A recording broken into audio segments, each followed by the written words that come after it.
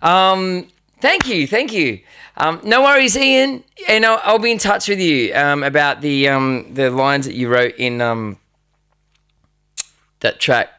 She's no you or whatever it's called. Yeah. Anyway, what was it like playing with BB King? Yeah, I mean, first of all, it kind of feels like your album cover has come to life. Like as a kid, that's what that feels like, because I was used to looking at pictures of him and listening to, his records and stuff like that, and all of a sudden I'm looking to the bloke next to me and I'm like, that's BB King. So there are a lot of pinch me moments, and but for the most part, because I was so young, I don't think I really understood what an epic deal it was. I mean, I knew it was epic, but like not truly epic, because I also didn't know all the the background on BB King. I just knew him for his music, and that's it. And but I think for that reason, it's like taking things on face value. I was able to absorb the experience for what it actually was. So watching him go to work every single night showed me how blues translates on the big stage. And that's a special thing, and even more of a privilege for him to invite me up in the middle of his set where we play a few songs together. So we toured America for 6 weeks. It was really special. So, but I hope you're well, Bella. Thanks for asking that question. Thank you, Crew Jones. Nettie, thanks for the prompt about YouTube as well. So apparently it's on. So great stuff. Yeah. All right, I'll play another tune. So yeah, just if you've just joined us, the name of this stream is because I faced a bit of a lifelong fear over the last couple of days. I like sharing these stories because I feel like many of us have these quirky little fears and things that get us down, or they trap us. And when I was going through all that shit, I felt like you kind of like, I didn't really believe that you could truly overcome fears, because I wasn't surrounded by people who were sharing those stories. So, and when you feel like you're stuck, you get, low on hope, and yeah. So I try to share this stuff as I get to the other side, and hopefully to inspire, or at least give you guys a bit of a laugh, because I think some of you will look at it and go, dude, that's not scary. Why are you scared? Or other people would be like, man, I'd be shitting myself. So, have I played with Diesel? What's ML? Yeah, not a problem, Bella, of course. I'm up for these conversations. Playing with Tommy Mammy would have been awesome. He has always been one of my favorites. Yeah, Oyster Cove. I mean, yeah, Tommy Emmanuel, he's the bomb, he was my first introduction to like the countryside of blues, so this guitar doesn't want to stay in tune right now. 2 seconds, and then I'll play another tune. Oh, Mark Lazard, yeah. I'm great mates with Mark. He's a champion. Half of my setup is because of Mark Lazard. He's like the gear guru. Hey Stu, what's happening, mate?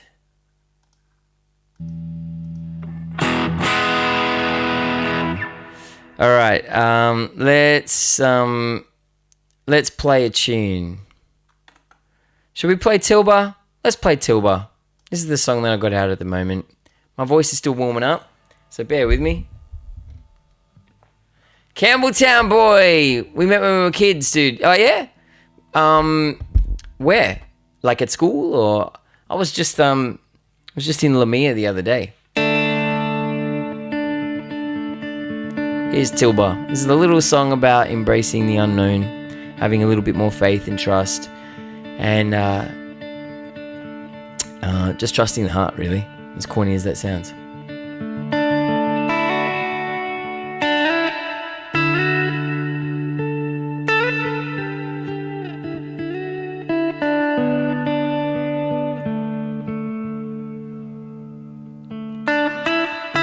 Hey, Nicole.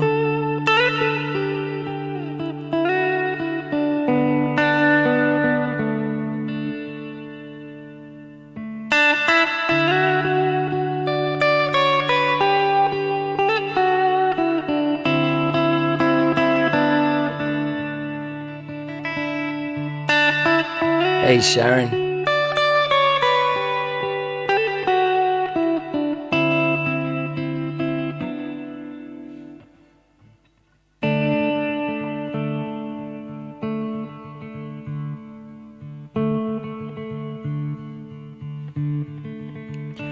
All quiet on the crest, on the thumping in my chest, on the road home from tailpipe.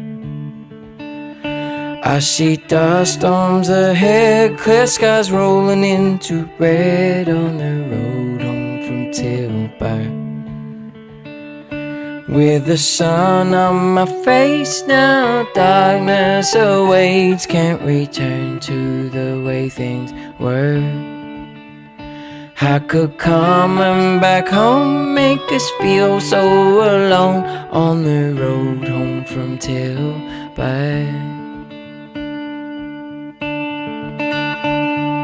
Safe and sound on solid ground, nothing can break us when I'm holding you and you're holding me.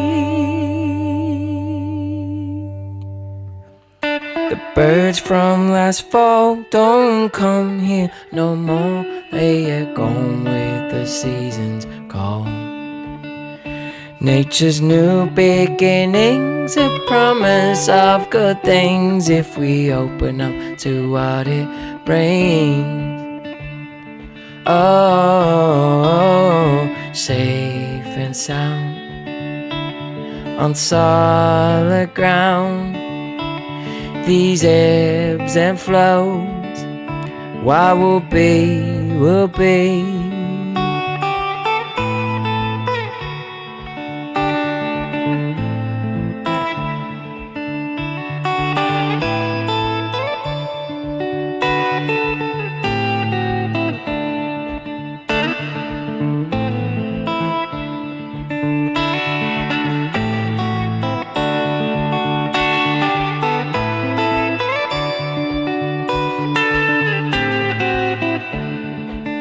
Nothing can break us when I'm holding you and you're holding me.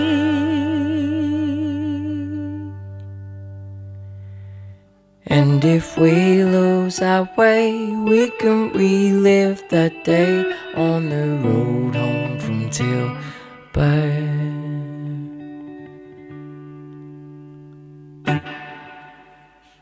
Yeah, that's my latest song, Tilba. Go and check it out on Spotify, Apple Music, or whatever you stream on. And yeah, have a listen to the studio recording. I'm really, really proud of it. I did it here live in the studio. And yeah, it's a special little song that I wrote during a really, really tough time. Yeah, that I had a couple years ago. So, and tons of love, Dan. Thank you for subscribing via Twitch and using your Prime. It really, really, really helps. And if you want to support what I'm doing, all of the things, whether it's the online course that I'm developing to help people get beyond anxiety and fear, giving workshops, taking risks on the road by traveling to different locations to, to play the people, not knowing if I'm going to make any money or lose money, releasing new music, all the things, you can do that via Patreon.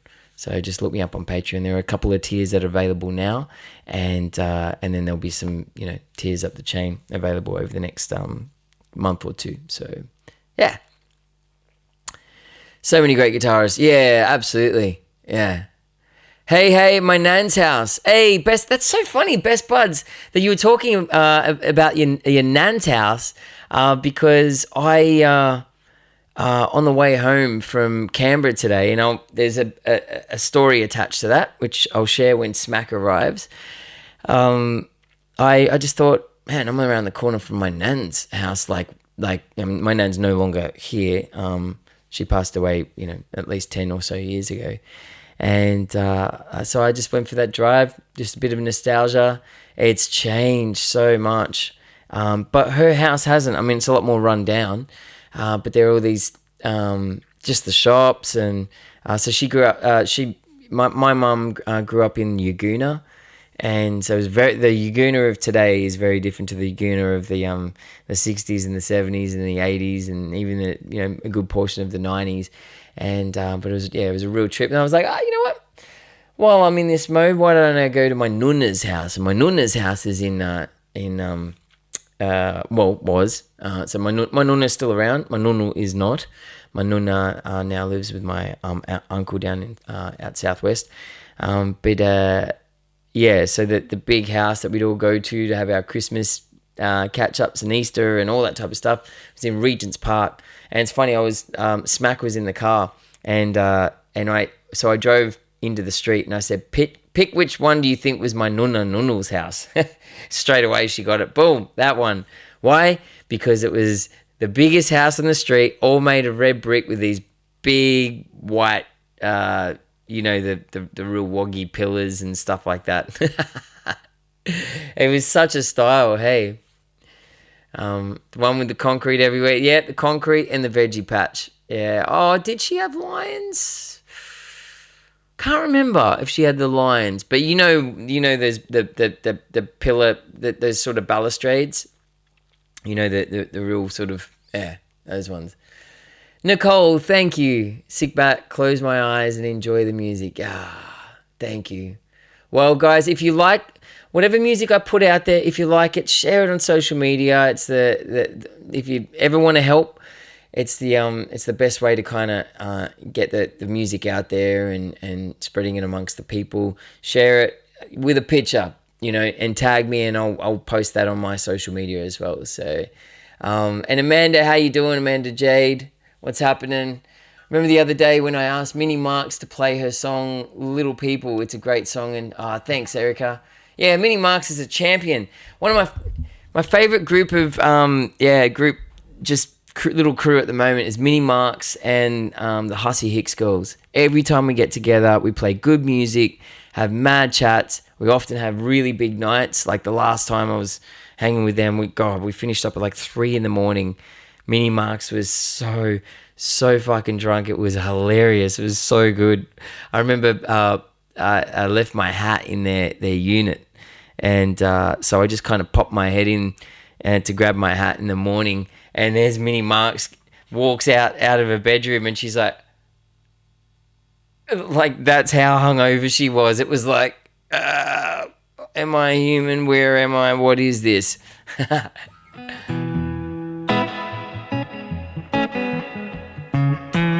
Hey, Smithy, do I know Mark Tinson? Sounds familiar, but it doesn't ring any massive bells. My dad lived with Nan. I spend the weekends. Hey, was Nan and Pops. Yeah, Ritual. Yeah, sweet. I'm touring at the moment, guys, so the next batch of gigs is out west. Bathurst, Dubbo, Camden. And there are a couple of all ages gigs in there as well. So that's like Bathurst is all ages. And so is Camden. I think Camden's almost sold out. Definitely jump on your tickets though, because the Bathurst 1000 is on, and I don't know what the walk up is going to be, so it could go either way.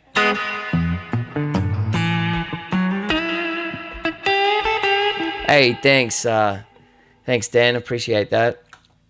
All right, let's play another couple of tracks. Shall we go? Let's do something a little hard hitting. Let's do Miracles. You guys good with that?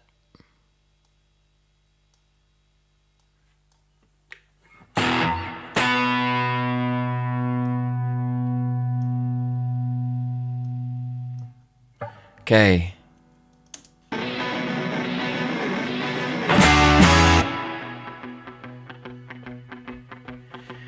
Everywhere I walk, I sink too deep, too deep. Illuminated by an eye who thinks they can't see, they can't see.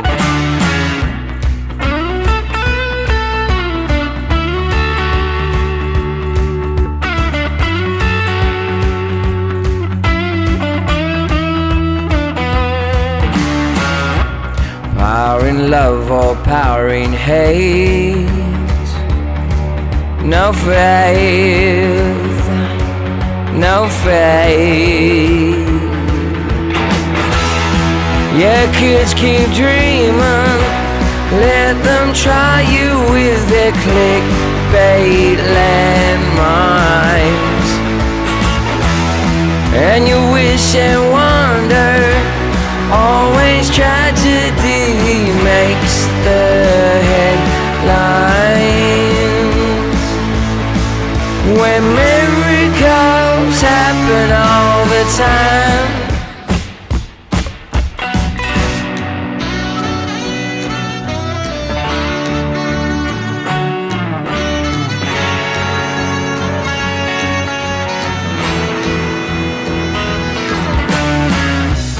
Fairy tales and wonderlands, fable, fable. Hidden valleys and water holes, charcoal, charcoal. Yeah, kids keep dreaming. Let them try you with their clickbait landmines. And you wish and wonder, always tragedy makes the headlines. When miracles happen all the time. Hey!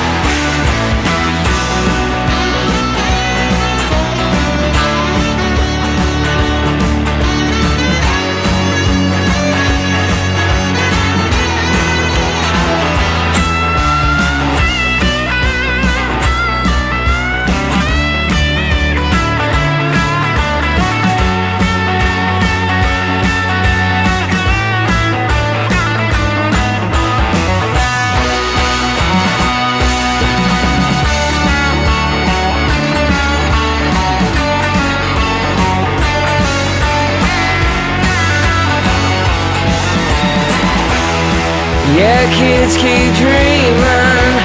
Let them try you with their clickbait landmines. And you wish and wonder, always tragedy makes the headlines. Oh, yeah.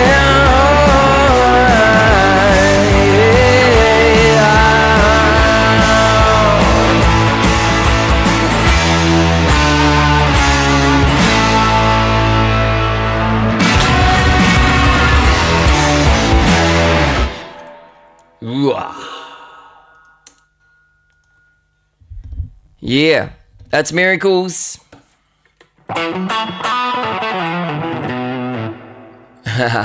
One of my favorite songs of yours is Castles in the Sky. I could play that for you. Hey Stu, I don't know. It's pretty cranking, the backing track. Could be your speakers, I don't know. Maybe my my voice is pretty cranking too. I don't know, guys. Is the balance of vocal to track okay for you? The last thing we want is my voice to be too loud. Play a kickback guitar cover. There's a good cover with a red Jazzmaster with tabs. A kickback guitar cover. What's that, meme fan? Castles in the Sky. Let's go Castles in the Sky. I mainly play originals. The occasional cover.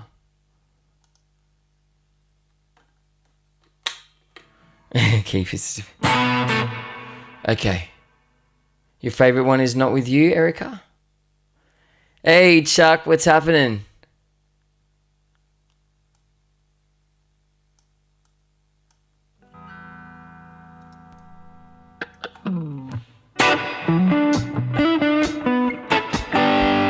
Hang on, let me try that again. Too dirty. Oh, the song is called Get Back again.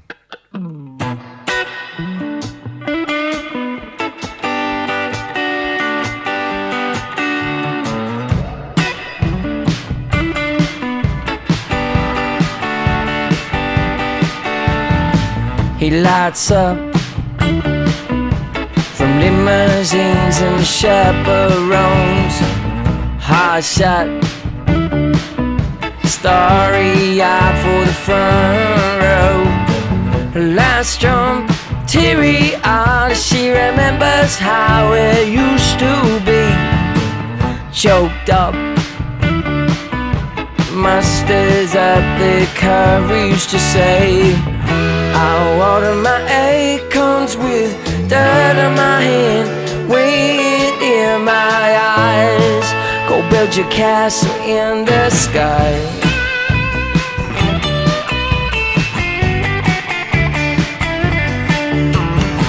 The school's out, the summer calls, selling tickets at the roller door. School turns on oil stains, the neighborhood measure up their fame. Whoops, fresh-faced, grass green, but green kept them playing like they were living the dream. Sweat dripping, moving earth, great balls of fire, now everybody hurts. I water my acorns with dirt on my hand, wind in my eyes. Go build your castle in the sky. Go build your castle in the sky.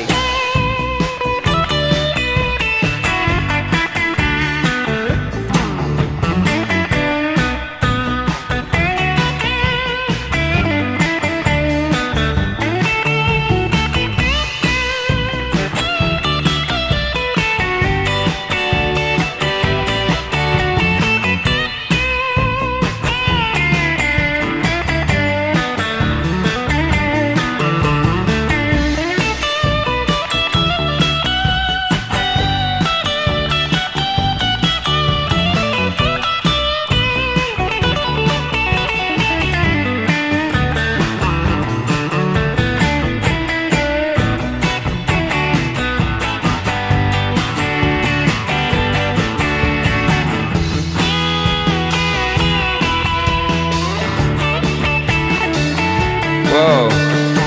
No pill can numb this pain, a cold sweat, a sudden shame. Wide awake, alone in bed, a broken voice echoes around his head. I water my acorns with dirt on my hand, wind in my eyes. Go build your castle in the sky. Go build your castle in the sky. Go build your castle in the... Woo!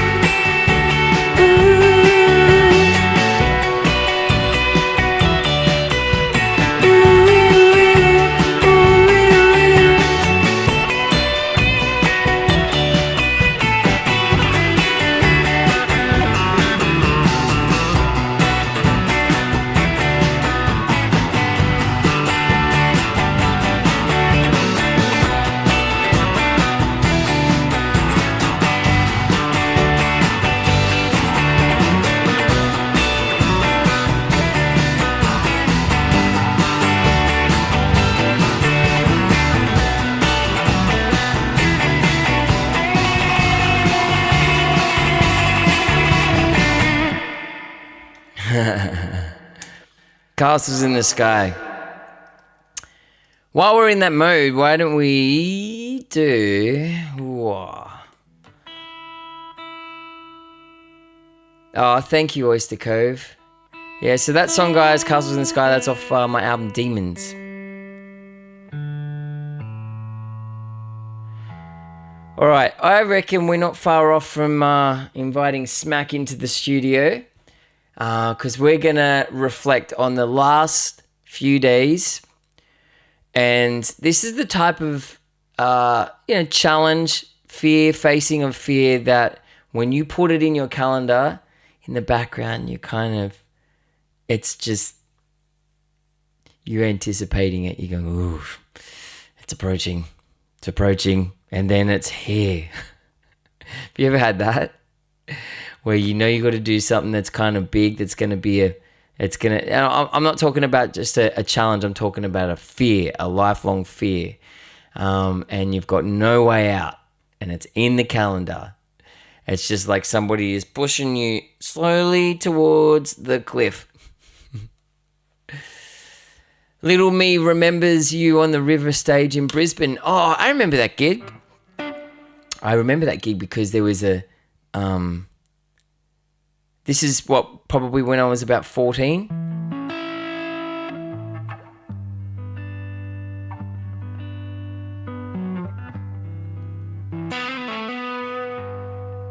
I just had 2 of those moments. Oh, Pim, tell us about it. Sure was, yeah. I remember that because I had a mad crush on a girl who I met on a holiday, on a family holiday, and then I got a surprise. She was waiting like backstage for a hang. I just walked in and I was like, oh, whoa. And yeah, we just hung out. It was completely PG because I was shit scared of girls at the same time as completely infatuated. I remember that.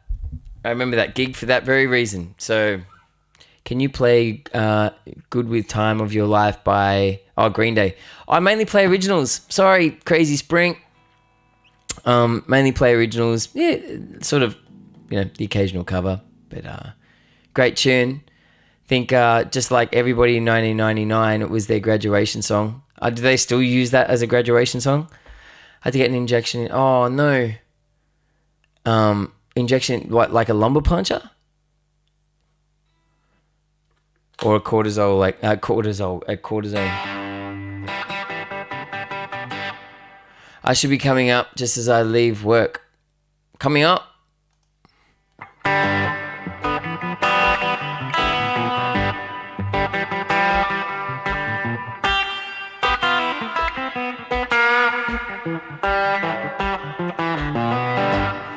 Thank you. If you want to kind of get up to date with where I've been and all that, ABC's Australian Story did a short documentary. It hasn't obviously been fully updated because since I separated from the mother of my kids a couple years ago. Don't worry, it's all good now. It's a tough time, but that's the way life goes. But yeah, it's worth checking out if you haven't. I'm gigging at the moment, so go check out my website if you want to come to one of my gigs. We're doing the last of the year now, obviously, but there's gonna be a whole heap more next year. So, yeah, Cool Changes. I'll play Cool Changes for you guys. Yeah, Trick Light. Yeah, it was absolute privilege to be a part of that. Australian Story. Thanks, Pim. Cortisol into my neck. I'm so sorry. Yeah, to hear that. Well, I hope you're okay. And stay positive. But then also at the same time, don't be afraid to feel the feels. Those ones that we don't want to feel, just so we're cleansed of it, Let's do Cool Changes.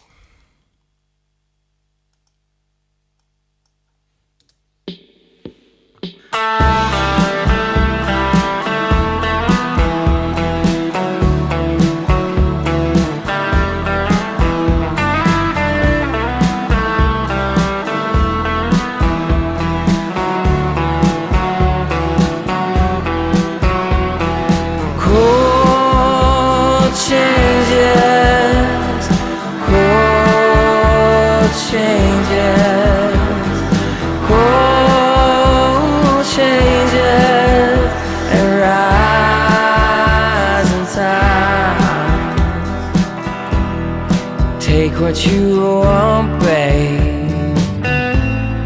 Take all I got. I'm under the pressure to keep on keeping up with ease. I'm under the pressure to keep up. Right on these rising tides.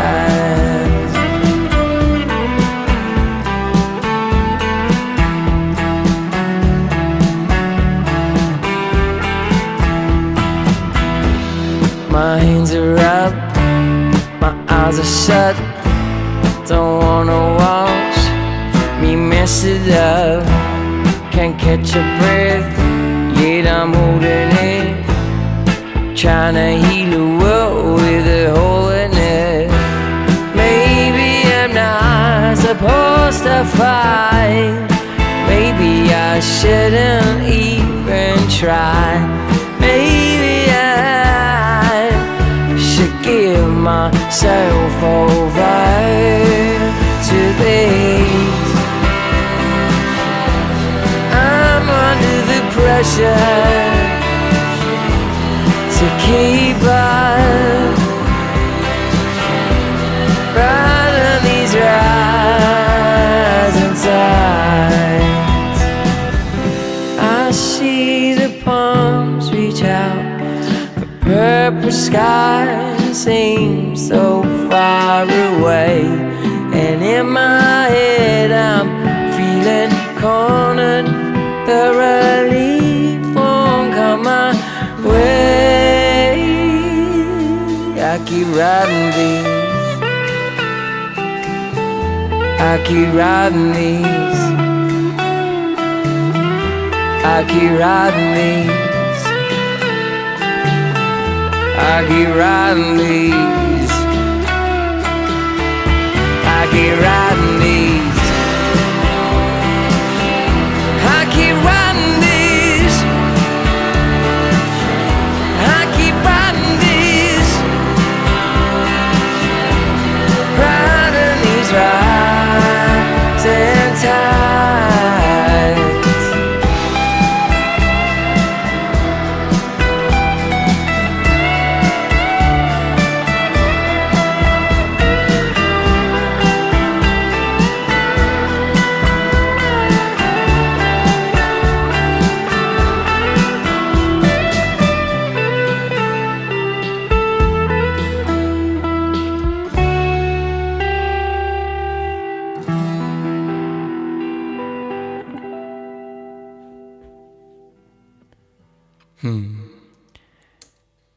That's Cool Changes. Hey, Lurkin Gherkin.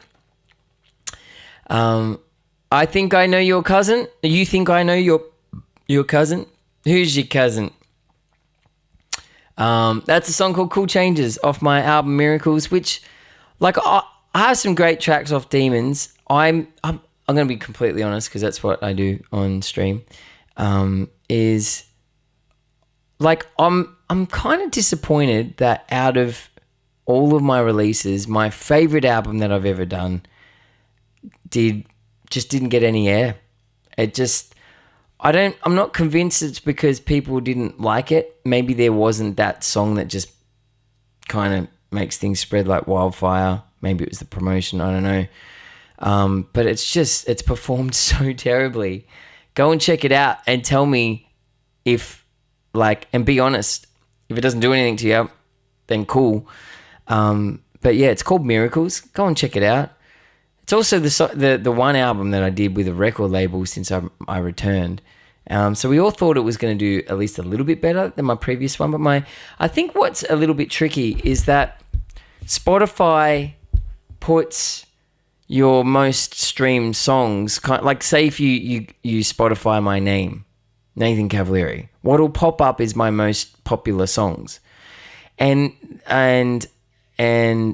they are off the Demons album, not Miracles. So it's kind of like you can do an artist pick, but what'll pop up is what's most streamed. And we were lucky enough to get 2 of those tracks off the Demons album to get playlisted, and we haven't really had much playlist love since.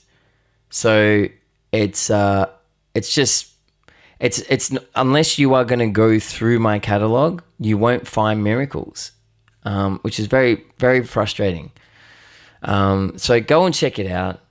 And yes, you can request Gretchen's tune. That's a great idea, Stu. And we do have Smack, who has just messaged me, I think. And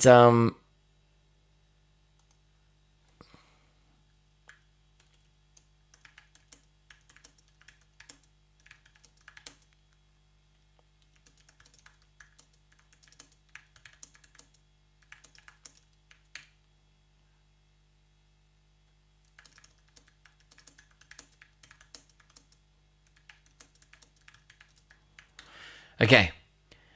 Oh, Kenny's your cousin. Kenny. Oh, yeah. Absolute champion. What else you find on Spotify? Oh, Chop Suey. You really want me to release Chop Suey, huh? Fucking hell. No, don't name drop. I mean, no problems name dropping, I should say. All right, let's scratch it. So, for context, TikTok. I'm new to streaming on TikTok, and I may not continue to stream on TikTok because I'm wearing so many hats, doing so many things. I have to really be purposeful when it comes to how I spend my time. And I'm not sounding up myself, but it's just because I'm just juggling a lot. And but if you guys are enjoying it, I mean, that's how I tell is there a place for me to be able to stream? You know, do I suit that community? If it's something you genuinely love and, you know, you'll be around, let me know. Give me feedback. Send me a DM, a whisper or whatever they're calling it. I'm getting so lost with lots of different terms across social media platforms. But I'm enjoying it. God, it sounds like we're like a date. So, well, you know, like I enjoyed it. Like, did you enjoy it? You know, I think we could build on something. So anyway, a Twitch Jam album. Yeah, that could be cool. Although I'm kind of reserving that for Patreons. So anyway, I've been streaming on Twitch for like 4-5 years now. We do all these like impromptu jams, and I'd only make them available to, you know, Twitch subscribers. So, but now you can access this stuff via Patreon. So jams like this is a fun one.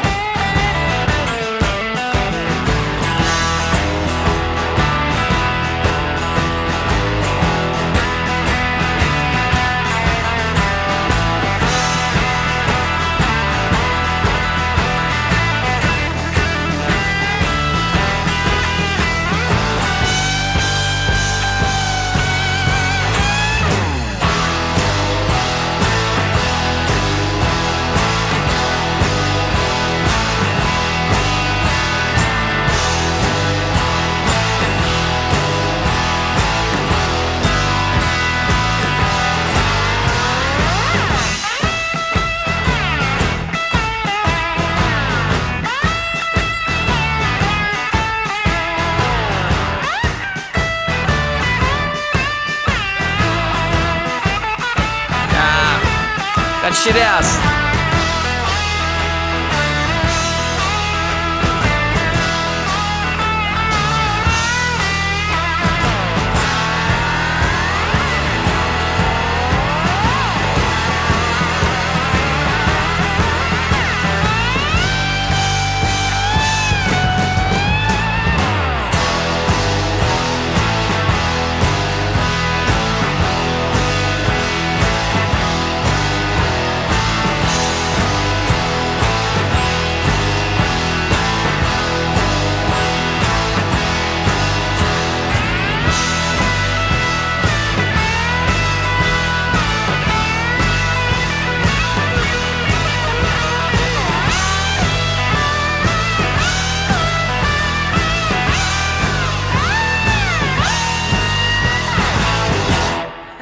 Yeah. It's too much fun. I'm sorry about that shit-house slide solo in the middle there. It's not always going to be good when you're live on stream, when you stream for that long. And hey, Justin, thank you.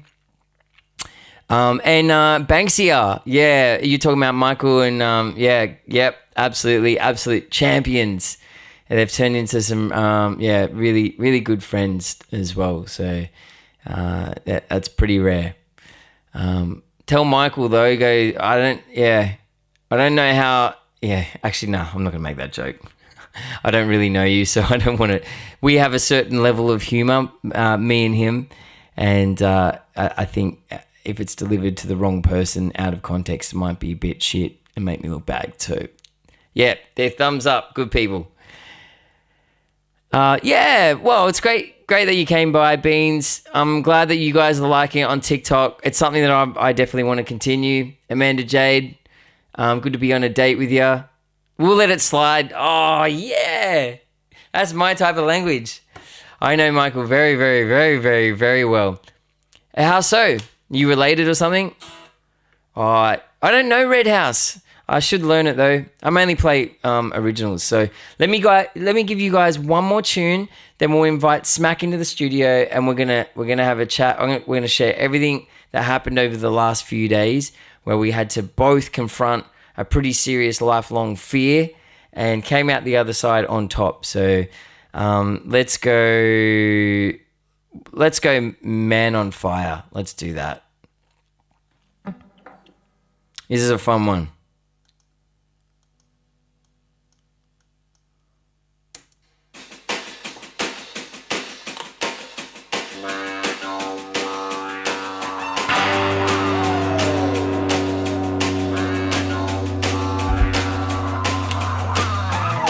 When I'm staring at the floor and I can't get gone, there's a barracuda bustling me. Baby's got the blues and I can't see it loose. I gotta find some place to be. I'm staring at the wall, I hear the dead night call. I'm foaming at the mouth again. It's burning through the eyes and I can't sit by. I'm a man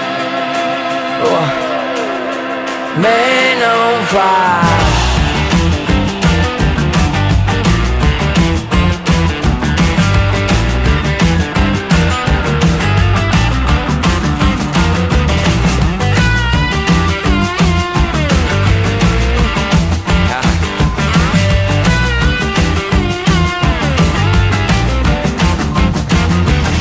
Crazy baby down the highway flying, I can see it rise and it's a double blind. I see the freak looking back at me, he's got a way to breathe, Mr. Make-Believe. I see the blood run deep, it's a midnight creep, it's a cold reprieve.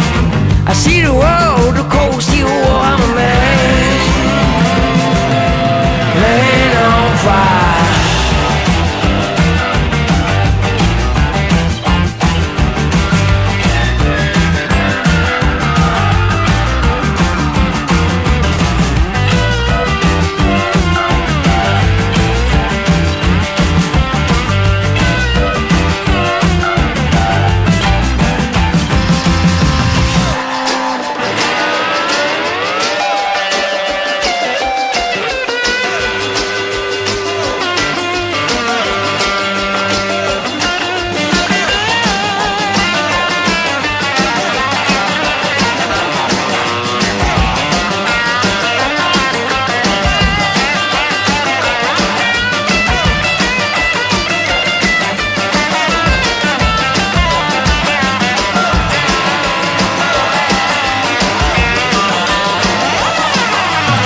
Burn time, cause I can't stand still. I got a brand new thrill.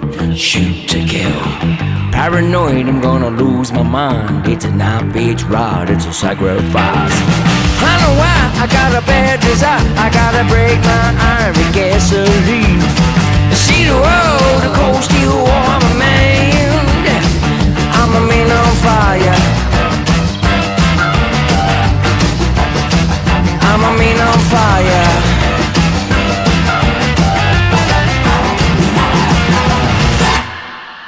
Yeah.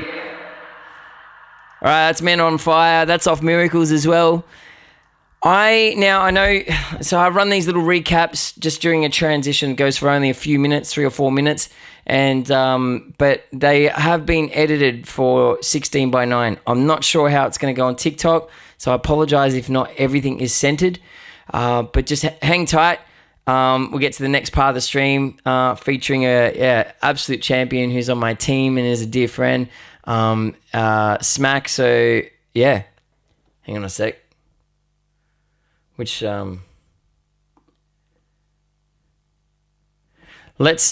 is the cover that we did Valentine's Day, which is also a song that's out. It's a version of a Whitney Houston song. So here it is. I need a big strong woman to throw me around. That'd be nice. It's so hectic. I have to expose myself. Hang on, settle down. It's not that type of Valentine's Day. Whitney Houston's I Want to Dance with Somebody. I feel like that's cool. What do you reckon? It's like cheesy, but it's cool. Like I normally do, I'm going to lay down the guitar. And then guide vocal. Oh, that's a bit high. Because I need to build around the guide vocal. With somebody who loves me. Dance. Oh, it's getting a bit Eagle Rock, but that's okay. I like Eagle Rock. No, it's not Shania Twain. Ooh, that's a little bit Boys to Men. What's that chord? Let's not do that chord. It probably doesn't suit my style anyway. I need a man. Whoa. What are we going to do about that? I don't need a man. I need a woman. Shall we stay true to the song? We ready to lay down the first guitar part? Great start, Cavalieri.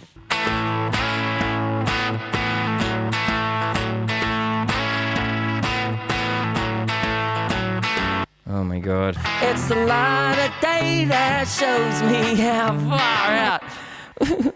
I might as well have no clothes on. Let's lay down some bass.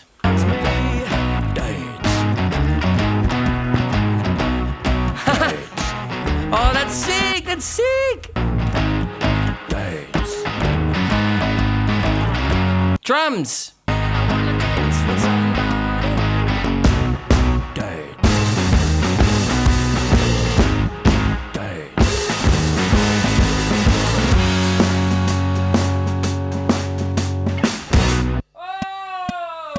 That was a mission. Zach's gonna bring out the sax and it'll be fun. I was about to chuck it in earlier, won't lie.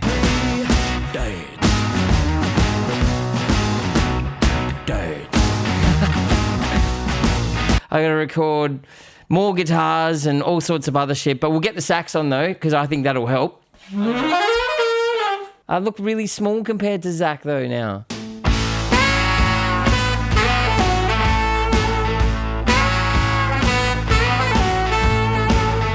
Low and dirty. Let's go, Grunter.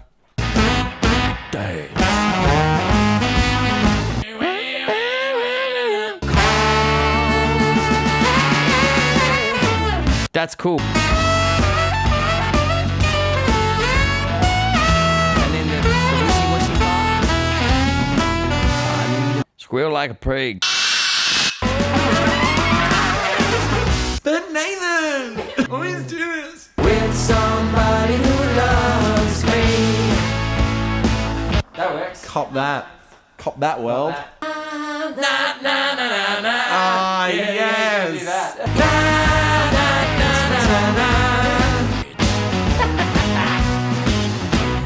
Dance. Gotta solo that one.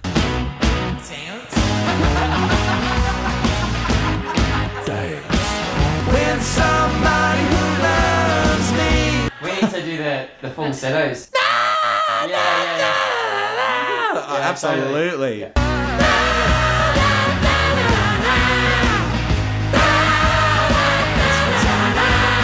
It's so hectic. I'm gonna do some slide. That was great.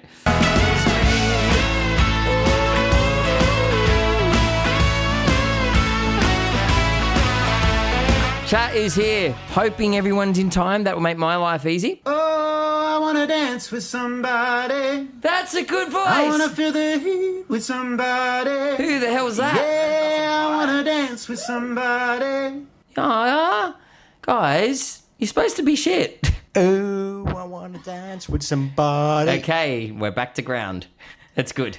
Oh, No shame here. This is good. We need texture. oh, I want to dance with somebody. Okay, together. Yeah. I wanna dance with somebody.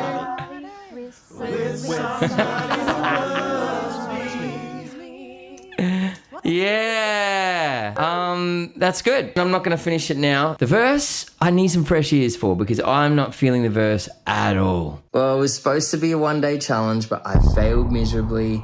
There was just so much in this track. I've got to do a whole vocal. I got to solve this issue with the verse because right now it's sounding all a bit, I want it to just have some sauce, and I was just at that part of the creative process where everything sounds like crap and I just want to delete it all. So hopefully I wake up tomorrow morning with fresh ears and some new inspiration. So for right now, see you later. Last leg of the Valentine's Day sesh that we didn't get to finish. Nobody's getting lucky doing that. Nobody. So I'll stop. I need a hat. Stuff this. I'm going to record it for real. I've been in love and lost my senses. So, all right, now we need to look at the guitars. Sooner or later, the fever ends and I wind up feeling down. Still enough time to figure out how to chase my blues away. I've been in love and lost my senses, spinning through the town. That was a bit weird. Clench those butt cheeks. My lonely heart. Imagine somebody's trying to put a finger in. No, give me prostate checking vibes. I wanna feel the heat with somebody. That works. That's when the chickens should come in. Hey, who's got the chickens? Oh, yeah. Labeled it the chicken orgy. Okay, that's very appropriate for Valentine's Day. Thank you. Final listen, guys. Are we ready?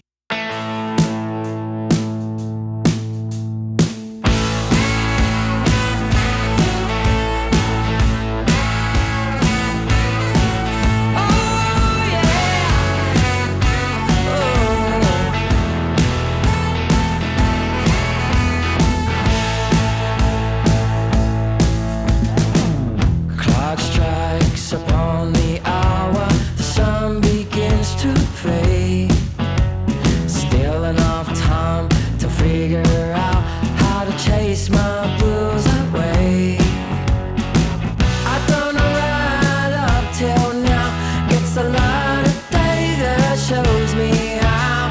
And when the night falls, the loneliness calls. Yeah, I wanna dance with somebody. I wanna feel the heat with somebody. Yeah, I wanna dance with somebody.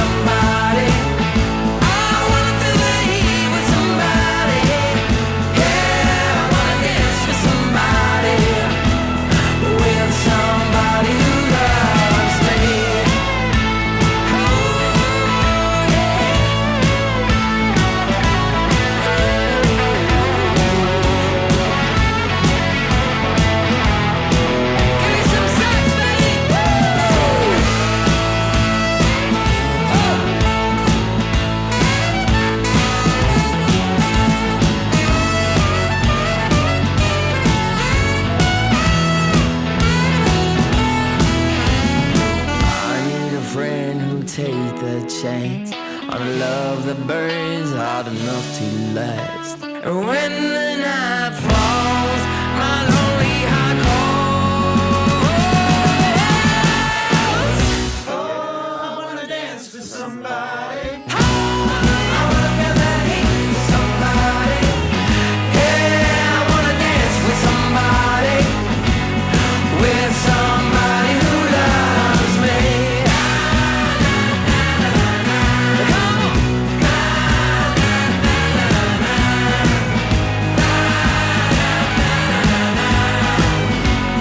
With somebody who loves me. Dance. Dance. Dance. With somebody. Anybody? Anybody?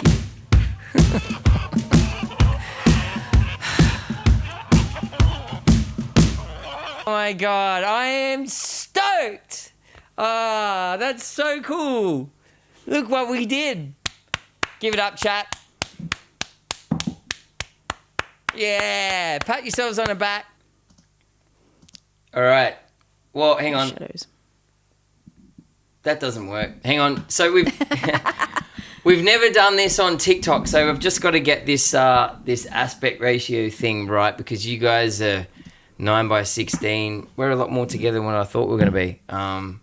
That doesn't work. Fuck. How do I fix this? Sorry guys, bear with me. Just got to get you nice and bit. Ha ha. Ha ha ha. There we go. Oh, don't And put me then- on top. What's that? Don't put me on top. You don't want to be on top?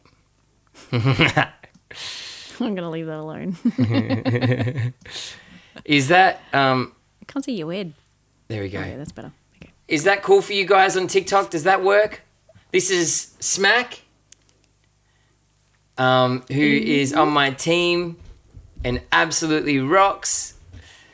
And so on YouTube, you guys should be, yeah, sweet. Okay, cool. Keefers, you would rather see more of Smack. We all know that, buddy. We all know you love her. He's only human. But yeah, TikTok, let us know. Like, I don't know what that experience is like for you, but this is the only way I could figure out how to do something that's a little bit more horizontal. Anyway, Smack, amongst being the coolest chick in the world, is on my team, does filmography, photography, all the content that you see on social media has been in some way created by Smack. And then when we're on the road, Smack does tour managing, also assisting, all of that stuff. So pretty much, if you subscribe to my channel or support the Patreon, it all gets paid to her. Oh, bitch, please. It doesn't? It does Anyway, not. we are. It does not. It does not? It does not. Okay. That is such a lie. People are going to think that I'm ripping you off now. Well, So, all right, let's have some Gordon's gin. We're not sponsored, but it'd be pretty cool to be sponsored by them. We're celebrating because actually, Stu, you've got yourself quite a brand. Stu says whenever Smack is on the stream, alcohol is involved. it's the only way I can get through with you. Yeah. We're in celebration mode, aren't we? Ting ting, we are. Oh, do they fit? Oh, look at that. Ha! Just. Cheers. Wonder how that's going to look on Double cheers. double cheers.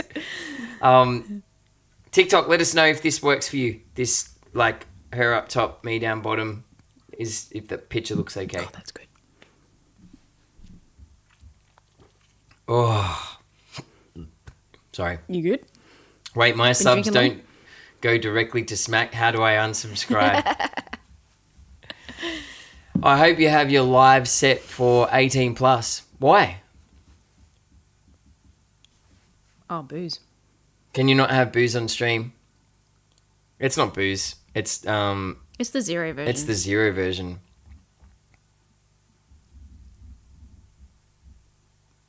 I won't tell him if you don't. TikTok doesn't like what you're doing. Oh, Oh. boo TikTok. It's not very nice. Yeah. All right, I'll have a chat with TikTok. We'll see if... Okay, I only say it because I know what TikTok's like. Okay. Cool. Well, I'll go back through and look at the TikTok rules, and make sure that we're not doing anything wrong. So, yeah, thanks for the heads up. Anyway, no, we're not singing anything. God, no. Oh, actually, yes, we have to announce the tap and slay, the slap and and tap and slay. the snap and slay. The snap and slay. Okay, so this was a little thing that we run on Discord, and it's to this is not going to work. I can't show this on TikTok, but basically every week there's a mission when it comes to taking these little snaps, photos. People can submit. They submit via Smack, and we all vote. There is a mission. And this week's mission was textures up close. And the winner is Smack! Hey! Nice work. Woot, woot. Thanks, gang. That's really cool. I love it. That's got some cool colours. So go on Discord and your trophy. Oh my god. Goalkeepers. That's Wow. gold. That's a mad trophy. Oh my god, where is it hanging from? Yeah, I know, totally, right? It's almost got that What's Fleetwood it Mac hanging going on. off? That Flatwood Mac. So, Fleetwood Mac. Oh my goodness. Wow, that's some shiny legs. Oyster Cove, very. Oh my goodness. Thanks, Oyster Cove. That's a nice thing to say. Pink lemonade. Yeah, it's good to get some pink lemonade. Anyway, we are celebrating because both Smack and I took on a fear, and the type of fear that both of us have had for most of our lives, right? Yeah, pretty much. Which is the fear of. Flying. But is it a fear of flying, or is it the fear of? Crashing and burning? Maybe that. Yeah, and you can imagine how hard that makes touring because we have to fly all the time. A lot. So, and I would say that we've probably, through repetition, but also doing a lot of work on the inside, gotten it to a point where it's not corrupting our experience. No, just the moment. Yeah, Like the actual flying moment. that's probably where we differ a little bit because I have a crazy anticipatory You're a dweller. pattern. Yeah, where I can kind of I'm in it anticipating what's ahead, and then that kind of feeds the anxiety. And but whereas Smack is kind of like deal with it when it's happening, right? I'm more of a reactive kind of person. Were you always like For that? the most part. Yeah, I think so. I don't know. Maybe. I don't know. It's presence. no, I mean, like, they that's what they've Depends what prescribed. it is, yeah. Depends what it is. Like, I feel like probably in my early 20s, I developed that skill more than up until that point. I think like having, like being pregnant at 20 and being very immature at the time, there was a lot of like, just dealing with the things that like just going with the flow and dealing with the thing that's happening rather than like preempting what's coming. And that's kind of just, I don't know, I feel like that sort of set me up a little bit for Yeah. moving forward. Yeah, I have to do a lot of work to stay present. So I'm not envisioning the worst case over and over again and spiraling. So this, basically, the reason why we're talking about this is it is kind of a celebration because as much as what we've been flying for the last, however many years on the road, is I ended up getting a gig in Canberra, and it was a corporate gig where I actually did a life journey talk, and it was for Pilatus. Pilatus build these amazing aircrafts, like private jet type stuff, right? So Very nice. yeah, very luxe. And so it was for the Pilatus Owners Association. They have this bash every... they've only done it for a couple of years in a row, but it's basically that whole community. They get together last year they all met at Ayers Rock, and this year they thought that Ayers Rock wasn't as serene, so they chose to do Canberra. It's a real step down. Yeah. It was a long way to fall. No, yeah, but so we do Canberra, right? So I get this call, hey, we'd love you to do a life journey talk, and so I arrange. So my agent arranges a fee plus accommodation and travel, and they say you won't need to fly commercially because we're Pilatus, so we'll get one of the owners to pass through and pick us up and fly us down to Canberra. And they thought that was a real treat, but they didn't know that both Smack and I have like a lifelong fear of flying, and so I was kind of like, wow, This is so exciting. this is what a treat. Yay. And I was tossing up whether to actually confess whether, in advance, whether I had a fear or not. And I thought, you know what, it's probably important to actually just share that, because who knows, might get some help. And sure enough, during the brief, I did. I could tell by the pilot, because the pilot, absolute champion of a guy, Andrew Earl, and Joe, who was running it. I could tell that I could tell that he wasn't wired to understand why you would fear flying, right?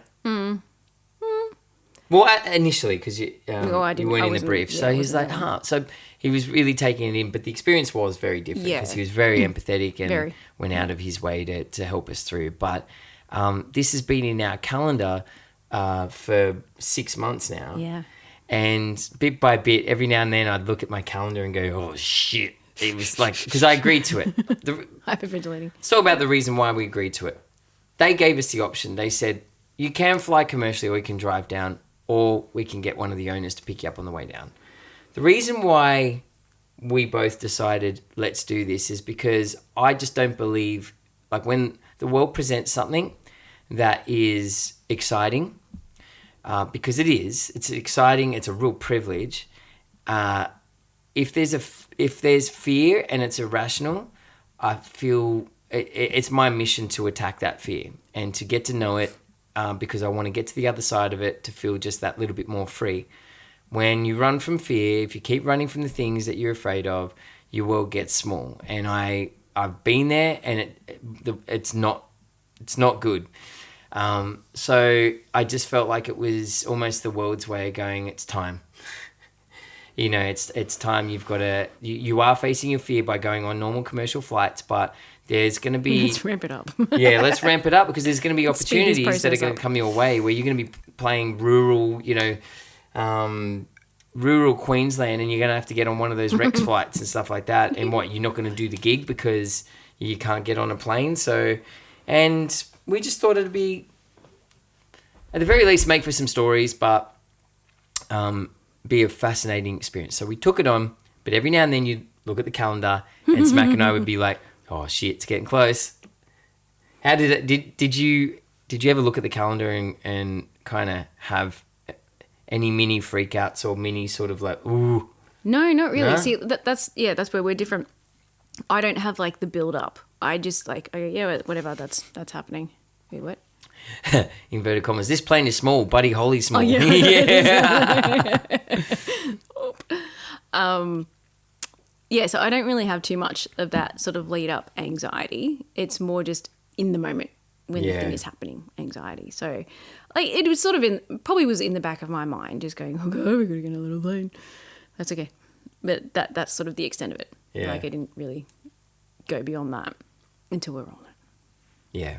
Then that's different. So we're it's time, right? And the morning of, now it was Smack's birthday. There was a lot happening on approach. Happy birthday to me. Yeah, by the way, Let's go. happy birthday to Smack, hey. Yeah, like, And going on a God, tiny you look plane. good for 55. Oof, that's fucking savage. I mean, sorry, kids. That's not nice. Hey, Ra, what's happening? Good to see you on YouTube. So anyway, hang on, let me just get rid of this ad. So time comes. It's the morning of. Luckily, we had a lot going on during the week previously, so my mind actually was pretty calm and cool. There wasn't much airtime for the fear to sort of take over in my head, and I slept well. There's a lot of progress here. When I face fears, I'd often lose sleep on approach, and then by the time I have to face the fear, I'm fucking exhausted. It's true. And so the morning comes, we jump in the car, and then we have this thing that each time we're about to face some sort of fear or something that's outside of our comfort zone, we kind of scream in each other's faces like, adventure! Because we've got adventure! Because you got to rebrand it as adventure. Otherwise that anxiety kind of takes over. Is like adventure, when you focus on the sense of adventure, it says, hey, yeah, fear is acceptable and it has a place here, but it's also very exciting. It's also understandable because you're stepping outside the comfort zone. The word adventure just does so many things to me that stops me from becoming at war with my feelings and my thoughts. And it also, I think because we're both in it and we scream adventure together, we don't scream it. We don't scream it, like, but like Wayne's World. Yeah. It kind of it doesn't make me feel so alone. Like it says that we're in it together, and I feel like anxiety or anything that you fear gets heightened when you feel alienated. Totally. Yeah. Yeah, if you're doing it on your own, it's like you just, oh, you got this person up here. Yeah. They're not always helpful. Yeah, no. Yeah, no. So adventure, and we get in the car, and the weirdest thing was actually not driving to the airport, to Sydney Airport. Yeah, that was weird. Like just driving through these random suburban streets, and suddenly there's like this little tiny airport that appears out of nowhere. Bankstown Airport. Bankstown Airport. Yeah. Bankstown Airport. And last time, I associate Bankstown Airport with visiting my nan, because my nan lived 5 minutes around the corner from Bankstown Airport, not with going anywhere. I look at those planes and I always go, shit, Yeah, no. Yeah, No, I'm not doing that. Good thanks. Good thanks. And we're going on an adventure. Yeah, Lord of the Rings, totally. Oh, Sam. Oh my God. Hey, who's Frodo and who's Sam? Between the two of us. You're Frodo. Look at you. That makes you Sam. I was going to lose either way. It's the hat. That's funny. One thing that makes me feel like Frodo is... Your height? What? Huh? What? Who said that? Did someone just walk in here, take the piss out of me, They and then totally just did. left? And then Yeah, just I left. swear it wasn't you, right? Yeah, no, I heard that too. No, he's the like going to the Belgian beer cafe and ordering a stein of beer. Oh. Because when it comes out, I have to hold it with two hands. So, Really? You can't like... Just... No, I can, but it's just like... Come on. Yeah. Come on. And, so we get to Bankstown Airport and we're looking at all these tiny little planes. When is that first moment when it hit you? Oh, shit, we're about to do this. I think when I saw the lawnmower with a propeller in front of us. And the guy pulling the plane. Yeah, there was a dude, like we rocked up to this airport and there's a dude literally pulling his plane. He's got the plane on like some sort of jack or whatever it is, and he's pulling it himself. And he's wearing his shorts and just the average common folk yobbo. Taking the airplane for a walk. Taking the airplane for a walk. It's like, what the hell are we doing here? Oh, shit. Please tell me we're not going on that yeah. thing. Because we didn't also know what we were getting on. Mm. Yeah, that was my oh shit moment, was because in this footage of it, of me going, is that guy like Is he actually towing his own like plane? And anyway, so we rock up and I go straight to the toilet. And so the first thing I'm thinking of is, I hope there's a bloody toilet on this plane. Don't shit your pants. I don't shit my pants. I wouldn't shit my pants. Maybe piss my pants, but... Oh. And, you know, how long is it going to be? And so I go to the toilet and then I come out. First thing is, we are greeted with the most beautiful Oh, family. Hey. they were like a warm hug. Just their aura, just everything about them was Yeah. just so welcoming and Big Sweet. smiles. Yeah. So there was, and I was very delighted to see that the pilot was probably in his 60s, 50s, 60s. Yeah. So that's good.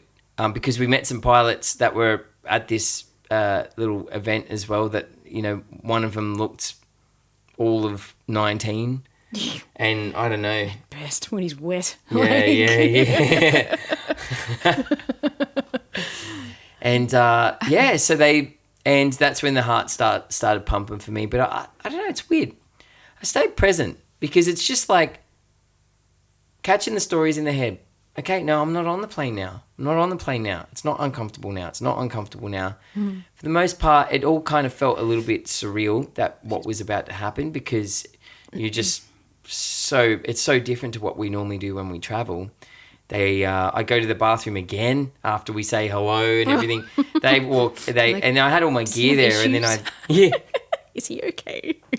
Is that what they said? No. And Probably thinking it. yeah, and I walk out of the bathroom and my gear's gone. I'm like, oh, that'll be right, man. I'm in Bankstown. Like you know, they always said don't leave your gear there. It's gonna get nicked. And sure enough, I haven't been here for 5 minutes. My gear is gone. But they took it to the plane. And we're walking out to this gorgeous Pilatus PC 12. Yeah, Same did as what? Monsooni? Yeah, What did Monsooni say your earlier? dad. My dad flies a Pilatus PC 12. Yeah, Yeah, so that's what what we it were was. on. It was a PC 12. Look it up, PC 12. And so, firstly, when I looked at this thing, I was like, oh, it's not as bad as what I thought it was going to It's be. a little bit better, a little bit bigger than the lawnmower with a propeller. Yeah, you can't tow this thing with your lawnmower. No, don't think so. Doesn't need to. Yeah. But then it changed when I got closer and saw just how snug we all were in there and how much it's not like any commercial plane at all. I'm like, this is a The seats VW. were luxe though. Like they were very nice, like leathery and Yeah, beautiful Lux. Like it was a Lux plane, but in terms of size, it was kind of like a really big VW transporter. Don't you reckon? It was a bit bigger than that. A bit bigger? Oh, well, yeah, probably a I bit mean, bigger than that. height. I actually had to, bend Yeah, we over, had to do that. so it's not very tall at all. So how many seats was it in the back? Well, 12. It's a PC 12. So it seats 12. 2, 4. No, I think it was only like 6 or 8 seats in the back. Six seats in the back. Okay. So 6, yeah, right. And so he says to me that Google images of the inside of, yeah.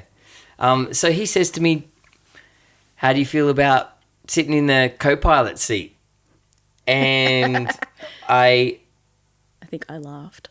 Yeah, you laughed, yeah. So the first thing that I thought of was I have some pretty involuntary reactions when things get turbulent. And I just grab onto things and I don't think about what it is I've grabbed onto. So say, for example, I've been... You need to elaborate on that. I need to elaborate. I've been on flights where I haven't known the person next to me and the floor's dropped and I've just grabbed onto their leg. Oh, that's awkward. I've done this to somebody. Get off me! And so I'm like, my there God. is some pretty important technology in front of me in the co-pilot seat. Yeah, including So- the steering wheel. yeah, I It's know. almost the So- yoke, but I'm like, God, if am I going to like latch onto this thing and screw us all up? Like, and don't. I'm like, come on, man, grow up. You're a man. Be a man. Be a man. So I agree, and which I'm glad I did. But I also kind of wanted to be, next to Smack because we're kind of each other's security blanket sometimes. that sounds And so I felt bad about agreeing, but I also could see in your eyes you were like, you need to sit up the front. Yeah. I knew you Why? would get a lot from that. I knew it would help you, at least hopefully it would help you with some of your fears, just understanding what the pilots do. Yeah. And yeah, just give you that little bit of reassurance of safety and whatever. So we're on the plane, and as soon as that cabin door gets closed, it's like, shit, I'm committed. This is happening. This is happening. No backing out. I now. have no idea what type of flight it's going to be. I have no idea what it's going to feel like. Let's share with chat here, TikTok and Twitch and YouTube, what our fear actually is. What is your fear?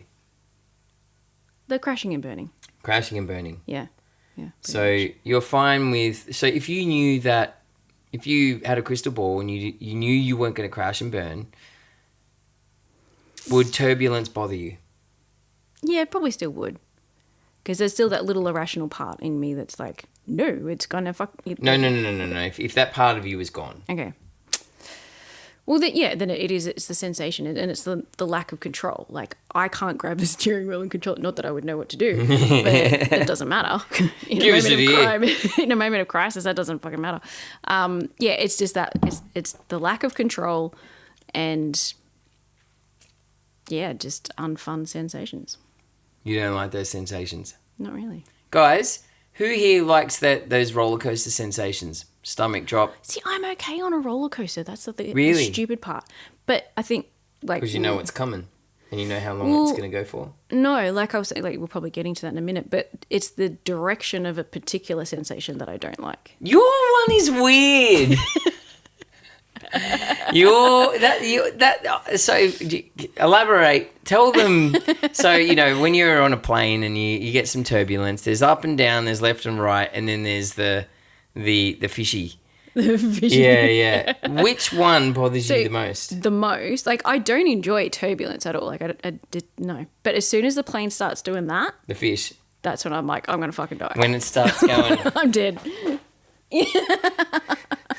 When it's twerking sideways, it's like, oh god, stop it. Yeah, no, that's the one that makes me go, oh dear, oh my god, and freak out. Yeah, that's the freak out. The other is uncomfortable and I get the giggles because that's my like coping mechanism is to get the giggles, which is really inappropriate at times. But the side to side is the one that goes beyond the giggles. It goes, oh my god, I don't like this. Oh my god, get me off. I don't know why. I can't explain it. I'm fine with I'm fine with a bit of that. When the plane does that, I'm fine with these ones. I'm fine with a bit of that as well. But man, when the floor drops violently beneath you, that is something that I really struggle with, and I never know when it's going to happen. Fortunately, it doesn't happen that much, but that stomach drop feeling is it developed into a fear, which is a bit annoying because I don't. It's a bit inconvenient. It's inconvenient because, like, I'm not afraid of, like, I feel safe in terms of, like, safety. I'm not thinking that we're going to crash and burn. I have full confidence in the airlines we fly and the statistics and all that type of stuff. I put that to bed a long time ago. I just have troubles dealing. I'm overly sensitive in the belly with that stuff. And Delicate. yeah, I know. That's how I feel. Like in there, it's just like, come on, pussy, let's go. Like, what the hell, man? Like, yeah, but it's kind of like what when you lose sleep over the fact that on here and there your stomach might drop. Like it does. Like I have that voice in my head. Like, what the fuck, man? Like, what the hell? And I actually remember breaking it down, and it all came down to that where I was like, all of this over that. It's just a sensation. It's an uncomfortable sensation. So what? I don't know when it's going to happen. I don't know how long it's going to happen for. I've been on really rough flights where it's just... And somebody said it on Twitch earlier. It's strong forces. It's that strong force, that downward drop force that makes me... Yeah, just... Anyway, messes with me. Whatever.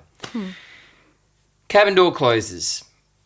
Smack's in the back with family and close friends of the owner, and I'm up the front with the owner, and he's doing his thing, calm as a cucumber, happy days. He doesn't probably understand me, but that's okay. I don't want him to understand me because He's got more important things to worry about. he's got more important things to worry about. But he was going out of his way to try and explain what was going on. One thing I found fascinating is just all the graphs, all the charts and the radar and So many buttons. So many buttons. I'll show you some photos that I've got on my phone as well. Hey, Lauren, what's happening? And we're just talking about how both Smack and I ended up confronting one of our lifelong fears over the last couple of days and ended up on top after it. So, so we're at Bankstown Airport, and that's it. That propeller starts, and we're on our way. And when he hit that runway, I was like, "Oh shit, it is on!" It's on. And I'm like, "Breathe, man. Roll with it. Be present." Don't try and anticipate it being a bad flight. But I'm also looking at the clouds. I'm like, there's some serious clouds up there as well. There was a breeze. There was a decent wind. I'm like, I have no idea. But that's the thing is like I was just trying my best to just receive it moment by moment and not try and live out shitty experiences in my head when they're not even happening, right? Mm-hmm. What did you feel like during takeoff? Oh my God. It was... so there was a couple of things going on because I'm the plane is doing the thing I don't like it doing when you actually when we take off fully, but I've also got two people in front of me facing me, so and then another person beside me, and so I was trying to not actually show just how genuinely shit scared I was because they're all looking at me going, "You good?" I'm like, "Yeah, great, I love this." And then then in addition to they knew you were afraid though, right? Yeah, they knew I wasn't good, but I just kept trying to put it back to you, going, "Oh, he's freaking out." Oh, thanks. Trying to deflect. Look at that guy. Yeah, how shit is he? He's afraid. What a wimp. Deflection. So yeah, there's turbulence, and I'm going, "Oh, good, this is going to be great, lovely." And then we start doing the yawing, that one that I don't like. And then in addition to that, then we start banking, and my head just spun because as I looked out the window, because the wing is shorter than a normal plane, and all the physics and science, it actually looks like we're turning a lot faster. Yeah. So visually, the point that I didn't understand why I felt the way I felt when he banked, because I'm fine banking and it was kind of like we're definitely more turning on ourselves a lot quicker than rather than trying to turn a cruise ship, we're actually turning like a mini. Yeah. So it excuse me, that then compounded all of those feelings, and then my head literally just started to spin. Yeah. I would make a terrible pilot for many reasons, but yeah, that's when and then that beyond giggles moment kicked in for me, and I went, "Oh fuck! Oh god! Oh no! This is bad! I'm gonna die! This is how I die! I die on my birthday! That's fabulous. Yeah. What a way to go! Love that! That's amazing! This is so great for me." But then I look up and see you. Do I tell them what you did? Huh? Do I tell them what you did? Yeah, go on. So there's sorry, apologies if I offend anybody, but there's what I call a Jesus bar, the hang-on bar. Why is it called a Jesus bar? It's the oh Jesus bar. But there's one of those in between you and the pilot. So obviously, for those that don't know, Nate's on the right-hand side, the pilot's on the left. So he grabs that, and so I'm like, "Oh God, he's not coping either." And then in addition to that, I just see you go, "Oh my God." You're grabbing your head free. You go, "Oh my God." I'm like, "Oh good, it's not just me." Awesome. And then I'm just okay, just trying to compose myself. And then these people are looking at me. I'm like, "Oh yeah, I'm good, I'm great." I'm like, "Oh God, get me off this flipping plane. We've only just started." We're not even like 2 minutes into the flight. That was hard. For me, out of all of it, it was the takeoff. I did not expect that such strong forces. That's what it felt like. Just I was like, whoa. The weather is the Mother Nature's going, bitch, hold my beer. I'm gonna mess you up. Watch me dazzle. Watch me dazzle. Like it's just as soon as I was really enjoying the takeoff. Soon as we were up, and I was like, oh, okay, and then it just the drops and the ups and this and that, and like you were saying that, and I was like, and then he banked hard, like it was. Yeah. You really felt the G's. the air and kind of throw things around. And the plane was quiet. I had the muffs on so I could hear what he was saying and all that type of stuff. It was not quiet in the back. Oh, no? Oh, yeah, right. It's a terrible imitation. Up we go. Hey, let me just try and show you guys a little bit of footage. Hang on. Okay, so that's... I'm going to show you guys a little bit of footage. So... sorry. Are you? Yeah, I'm just trying to get there. Gonna show you some footage eventually. Okay, so I have to just adjust. Bear with me, TikTok. Just All right, so here. This is takeoff. I love how the combination of frame rate and propeller looks like it's going backwards. Okay, and then that's right. I know, because slow. like that propeller is absolutely pumping, but the frame rate, the camera can't handle. That's the size of the plane. Oh, my stomach just dropped just then. Oh my god. Oh, how you feeling? PTSD. Let's go. This part was okay. I was surprised, and I kind of knew it, but I sort of forgot how quickly they actually do lift off, take off the ground. See that part of the window that's like a little bit distorted? Yeah. That was my brain. Yeah. This is when I was really feeling uncomfortable. It doesn't seem like it there. It seems like the smoothest flight in the world, but it was dropping. It was getting thrown around. Oh, yeah. Oh! And watch, I'm pretty sure I just I ended it. I'm like, I can't do this. Can't deal. I can't do it. So I was like, I cannot think about filming right now. I need to hold on, and I'm pretty sure that's when I just held on to the Jesus bar. And what else have we got? So this is a bit of the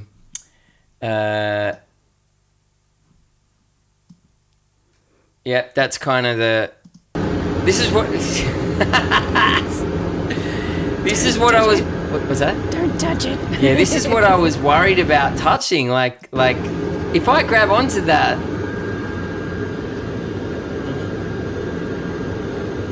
Yeah, isn't that amazing? Like all that stuff. Yeah. And then we're up in the. Sorry, guys. Making it work for TikTok. I'm just trying to make it work for TikTok as well. So this point here is when I started to freak out a little bit because we were starting to go through clouds, and he was showing me that giving me examples. Okay, so those clouds over there, they're starting to, erupt. Like there's a storm brewing in there. Because he was told there's really bad weather. He said, we want to avoid them because it's not pleasant. It's not unsafe, it's just not pleasant. So he has to ask traffic control permission, because he's on that path. And he's on that path. Hang on, what's going on? Oh, sorry guys. Yeah, he's on that path that's putting us right into these fucking stormy clouds. So and by this point it was smooth enough. Like we're starting to cruise. It's still Yeah, getting. it was okay. We're still kind of doing this and a bit of the. No, we And weren't it- doing too much of that. Yeah, by that not point, too much. but- Yeah, and I'm like, what is going to happen? I can see these big, massive, monstrous clouds just approaching, and I could hear him. Permission to blah blah blah blah blah. And I don't talk pilot, but what he was saying is like permission to kind of change to a different direction. And then they basically said no. And he said requesting, and then he said, no, we're gonna, requesting to blah blah blah blah blah. And so he had to push a couple of times until they said, yep, okay, how long are you gonna be, there for? And then he said, probably about 5 minutes. So they have to request, like if they're gonna go off path and stuff like that, they kind of have to request. And apparently, if you don't get permission and you do it anyway, instant loss of license. Basically. Yeah, which is cool. That's why it's so safe up there. So anyway, so finally we're around these clouds, but we don't get around these clouds.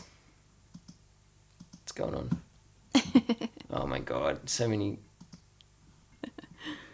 That. So there was lots of and I found it quite whimsical. There wasn't really any turbulence with these ones.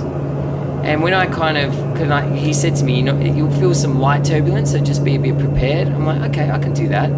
But what's your definition of light? You fly this thing all the time. Like, is light kind of like me jumping out of a plane or? But, it was the rattles and after you kind of, what I found is once I sort of let go of what I thought was going to happen, I sank into it a little bit more. I was pretty blissed out. Like I found that so fascinating coming in and out of the clouds. It was pretty special, hey? Did you feel that way? No. Yeah. Yeah, this part. I think because you had a different view, so you're going head on into it, which has a bit more Watch of an this, we come impact. out of it. Oh, hang on.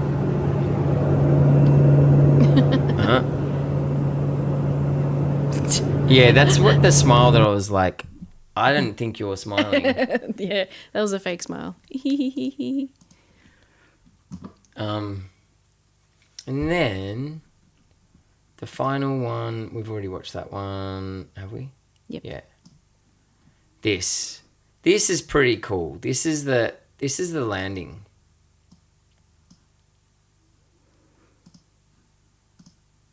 Sorry, bear with me, guys.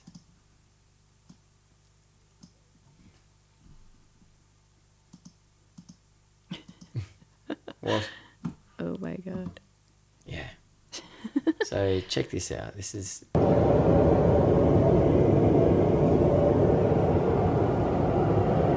Amanda Jade, my body temp is rising just thinking of this experience. So So my armpits are sweating already. this is this is us approaching Canberra Airport. Oh, and this is where you're not too good, right? Because you don't like the landings and the takeoffs. No, they're the least favourite. See, I'm like, we're home. It's whatever's uncomfortable right now. I can see when it's going to end. Yeah, provided it doesn't end more rapidly than intended. Ba-la-lumba, la-bumba. Yeah, Oyster Cove, so true. Peggy Sue, Peggy Sue. Yeah, flying safe. I know that. Yeah, intellectually, I know all Yeah. of these things. Look, no hands. It's pretty fascinating just watching this. Hey, I can understand why there's YouTube clips, clips just go off of first person pilot stuff. There was some turbulence coming in, but it wasn't too bad. Eh? It was nothing like takeoff. No. It was definitely better.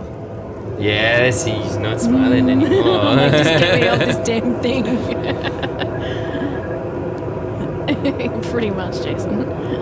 Lauren, or is it Loren or Lauren? Option 1, Loren, or Lauren, option 2.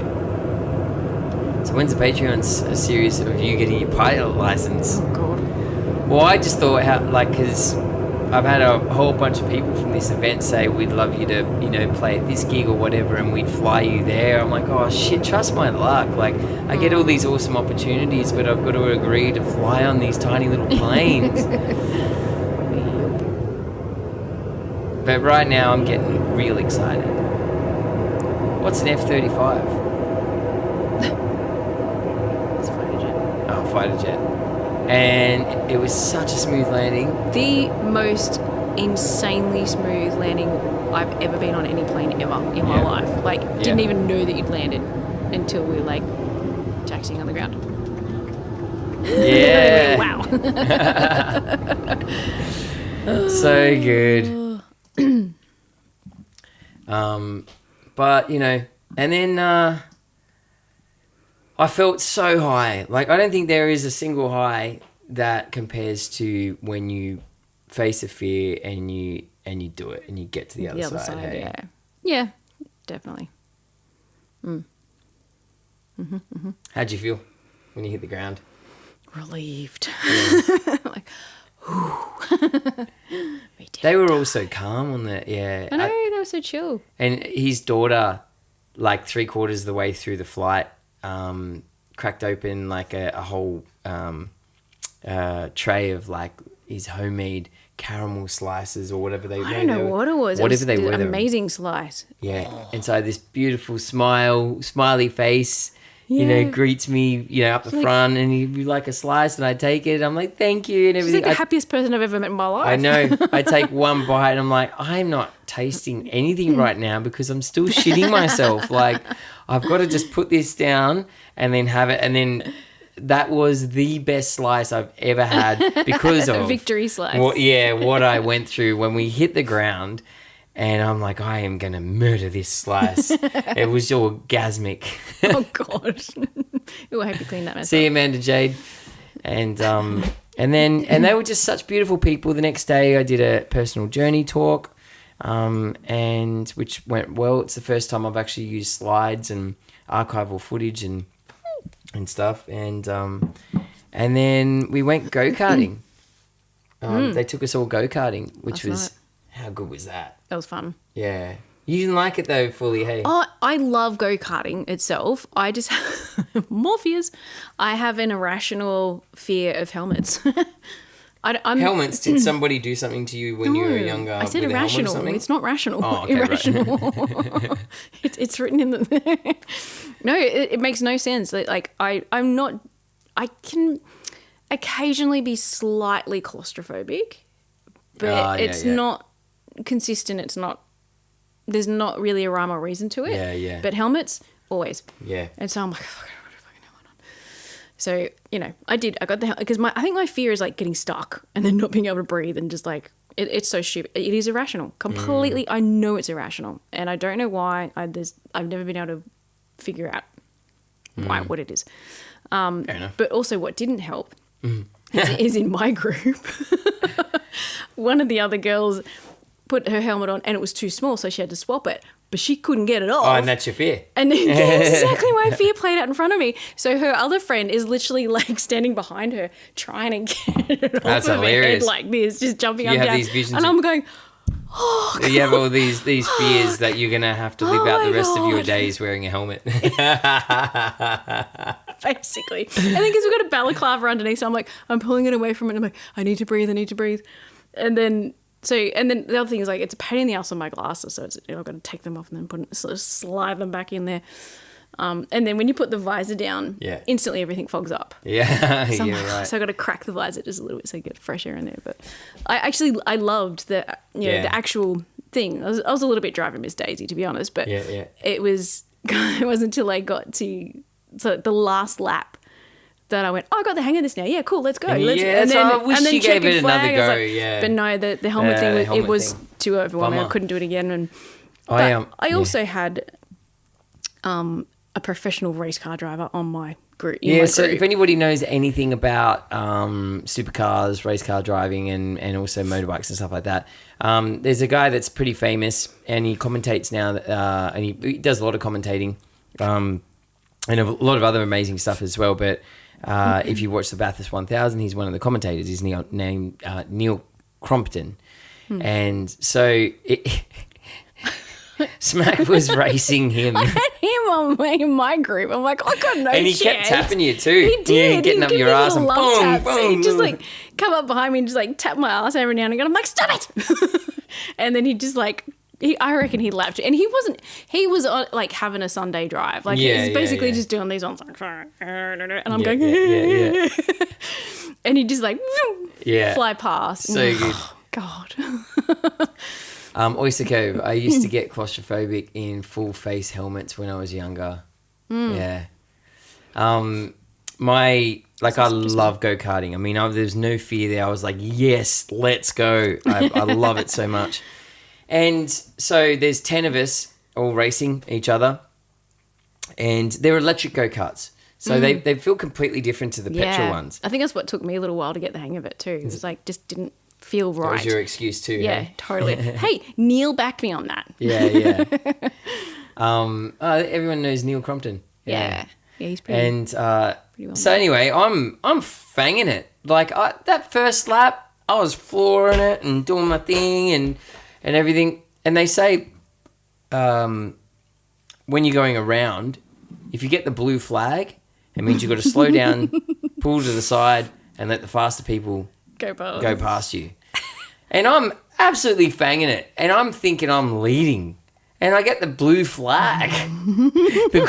I'm like, me? No. And then sure enough,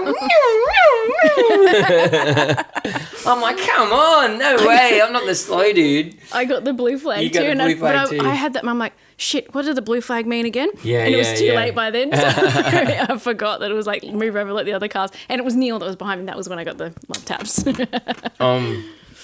I got like second last. But it's amazing though, the more you do it, what did I do? I went 4 times or something.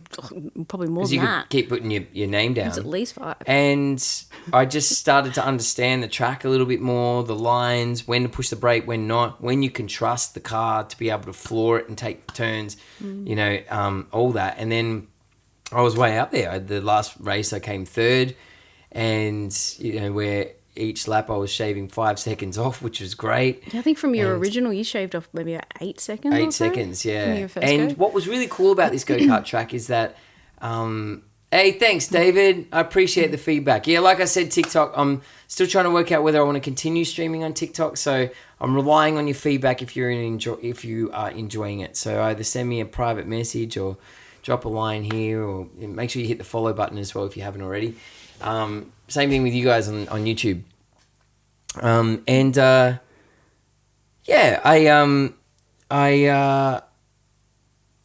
was I saying? You're getting faster. Getting faster, and then until I'm overtaking people, and it was such a great feeling. I loved it, but I wasn't prepared for actually how much work in the muscles. Like The steering was really stiff. Like you actually really got to force it around. Yeah, and I felt like I know my forearms felt a little tense. What?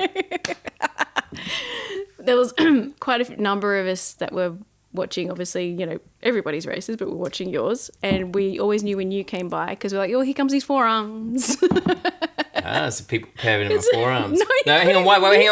Why? Why did you notice my forearms? Because you were so tense. You could see like every vein and muscle in your muscles, veins. Yeah, that's God. right. That's right, guys. forearms, eh? Yeah. There's only one way you get strong forearms. Just Are saying. you wank shaming me? Is that a thing? Wank shaming? No. Wank shaming. Hey, Flamingo, Oh, what's Lordy. happening? Hey, Stu. We're about to finish up shortly. I'm not going to repeat that, Lee Smack. I mean fretting. Yes, that's right. A friend of mine used to run a go-kart track, and he would wet the corners so we could get sideways. Yeah. Oh, God. Oh my Can you God. please end your live with the Darkness riff? I don't know any Darkness. Sorry, I mainly play originals. Do better. Do better. Just saying. Yeah, I do better. Drummers forearms. Shame. No power steering. What's that? Wank shaming isn't a thing, but shame wanking is. Shame. Looking gherkin. You hear that, guys? That's amazing. Somebody on Twitch says wank shaming isn't a thing, but shame wanking is. What does shame wanking look like? No, that's sad wanking. Oh, it's sad wanking. I don't know. Maybe it's like ha ha ha ha. No, I don't think it's shaming someone else. I think it's you feeling Or you could shamed. shame, huh? I think it's feeling ashamed. What would you look like if you were feeling ashamed? I don't know. I've never shame wanked, so I don't know. Grab a mirror. I'm sorry. I can't help it. Oh my god. Have a good one, Oyster Cove. Yeah, look, you're turning away people with your wanking jokes. That wasn't me. I was just reading what was in front of me. I had tickets for the Petersham. I'm sorry I couldn't attend. Oh, it was a great gig. Yeah, no worries. All good. All good. It's always a pleasure to see you at a gig, Ra. What's interesting is like perspective. You get on a tiny little plane if you've got a fear of flying, and on the way back we had a small plane, but it was a commercial one. It's like one of those little Airlink Rexes, 11 rows. Mm-hmm. So, like 39 people or whatever, and that was a small plane. So if I hadn't gone down on that tiny little private jet, that would have been the ordeal. Oh god, you really would have. So really, it's perspective. Yeah, really had that. It was really important to have that victory under the belt. I wouldn't say it fully got rid of the nerves though, because I was probably even a bit more nervous. I'll tell you why. I think it's like what you give airtime to. I've been on a lot of those little planes, the Airlink sort of planes and Rexes and stuff when I was a kid.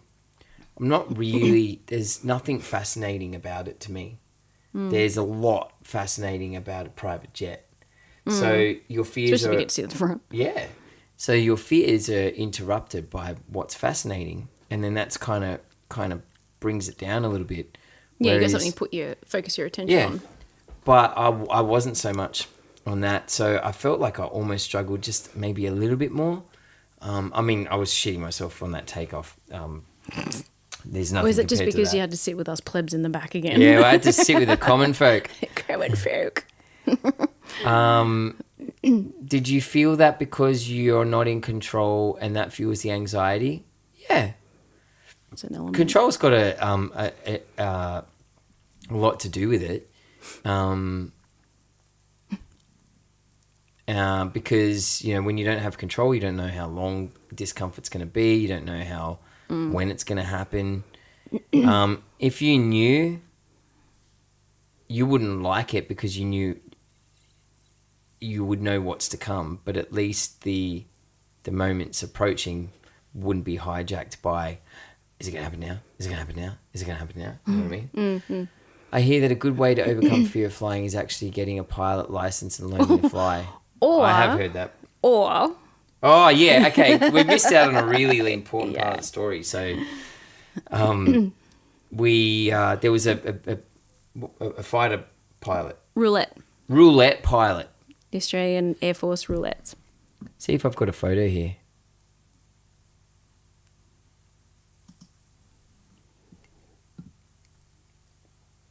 Oh, I mustn't have. I've probably got one.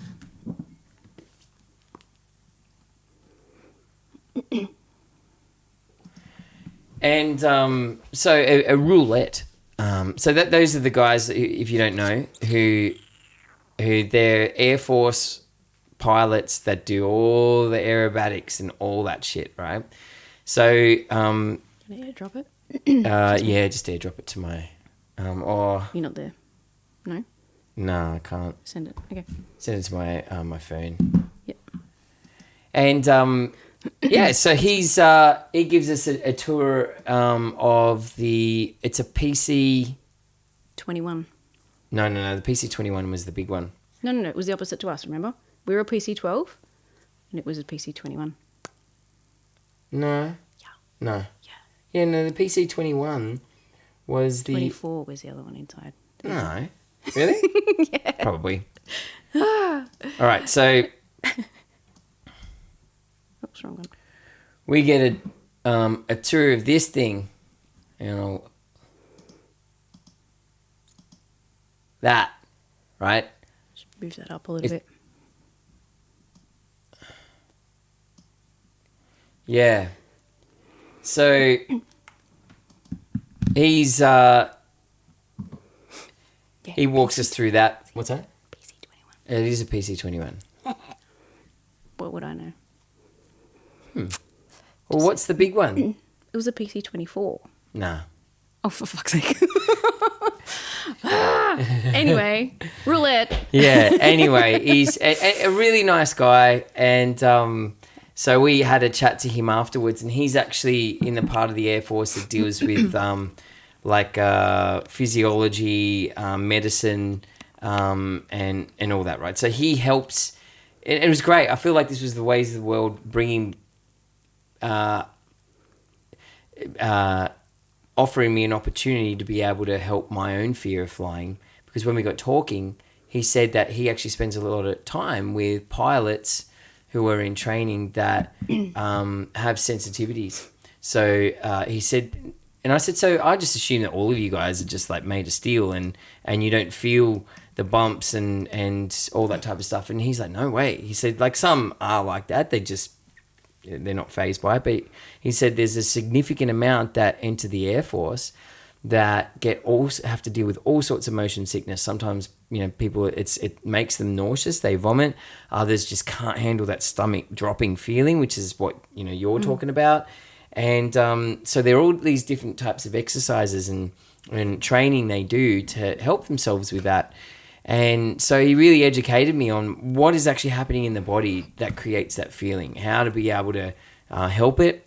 I really wish I had more time with him. I'd love to have a proper session with him. But then he says, but honestly, one of the best things you could do is like, you let me know, I'll take you up in one of those things and just 45 minutes of roulettes. And I think that's what he did with some other guy. He's like, I just spun him around basically like a washing machine. Yeah, like a washing machine, and it cured it for him. So there you go. That's all you got to do. What do you reckon, chat? Do you reckon that would re-traumatize me, or do you think so the mission here is to desensitize the stomach, so I no longer fear that that stomach dropping feeling, and what do you reckon? Do you reckon just 45 minutes up with this guy doing aerobatics is going to re-traumatize me, or all of the above? I think it'll re-traumatize you for a while, and then you'll come good on the other side of it. Do it. Just have a shot. That or skydiving, they reckon fixes it. But yeah, I have never been game. After doing a few loop-to-loops, would make flying straight and flat be a piece of cake. Yeah, totally. I would think so, right? Morty says do perspective. Because at least like. God, I'm sensing a sub goal. Oh, far out. I'm not agreeing to a sub goal. I just got anxious. I'm going to use those subs to buy a bazillion cup of concrete GoPros. Oh yeah. To film every angle of that. Yeah, a cup of concrete. I say that to myself. I drink that shit like it's like, every morning. Cup of concrete doesn't help. It does the opposite, actually. Does the opposite. That harden up. Sometimes harden up works. I don't demonize that, but sometimes it's the worst thing you can do to get over a fear. I'm terrible on roller coasters. Yeah. Haven't been on a roller coaster since I was maybe 13. Oh, no. No, all good. Elizabeth, all good. Did you say a Brazilian GoPro? What's a Brazilian? A Brazilian? Yeah, what's a Brazilian GoPro? Is that completely hairless or something? Yeah, you get GoPros that are hairy. You get hairy GoPros and you get hairless ones. Around. You idiot. Caps off the battery pack. try it. It's a safe place. The pilot knows you have the fear, so it's not like there's anything. I mean, I would I fucking shit myself. It's like I reckon I'd be all right with the 12, like that thing. No, you wouldn't. No, I would. Going horizontal, like a horizontal twist, wouldn't shake me up. It's if he just decides to. Which way do you go? Forward. This way goes Forward. Yeah. If he goes that way and we're starting to nosedive, gone. See you later. I'm checking out.